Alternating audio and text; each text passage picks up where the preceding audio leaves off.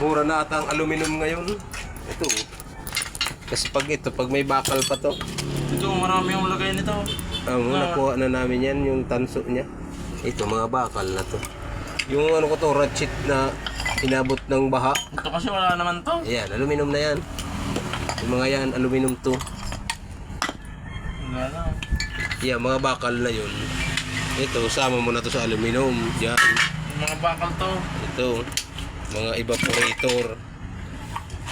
Aluminum na to. Bakal. Bakal mo na to. Ano, nasa 65 ata ang kilo nito. Ito, mga aluminum pa. May bakal to sa loob. Yan sa compressor. Buksan niya raw Ito. to. Buksan to. Oo, buksan yan. Ito, aluminum tugur. Pero wag mo nang anuhin. Bakit? Pupukpukin lang naman to. Basag na yan. Dahil pa na dito ang bakal oh. Ito, wag kinuha na namin ng tanso to. Ang tanso ngayon, magkano yung binta natin ng tanso? 350 yun. 350 ngayon yung tanso dito sa Ang kilo. Bicol. Ang 1 kilo. Ito, mga bakal na yan. Ito mga bakal. Lagay mo na sa sako yung bakal. Ibenta natin yung kay Nakamura. Manong pagbenta dito o pagdaan. Yung may ano kasi dito. Ito naman ang compressor. Pag bininta natin ang buo to, bakal lang ito bibilhin. Ito may 1 kilo din to. Yung pagbaklas, galanton ninyo yan oh.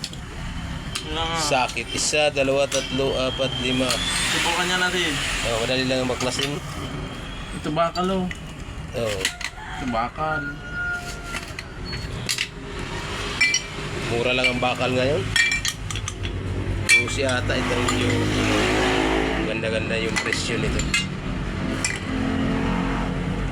Aluminum. Ito naman kasi may silica gel pa yan sa loob. Hindi mo na yan babaklasin. Kasama na yan dito. Guys! Ano sa pangkwade? Tama. Sira na to parang. Sana, sira na yan. Lagay mo na yan dyan.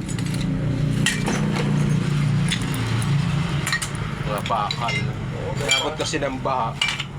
Kahit ito gumagana pa itong mga to eh. Itong mga pinagpalitan ng customer namin. Gumagana pa yan. Yan. Linis muna kami kasi para lang masyadong kalat. A woman in love. Ayun, meron pa dito mga ano.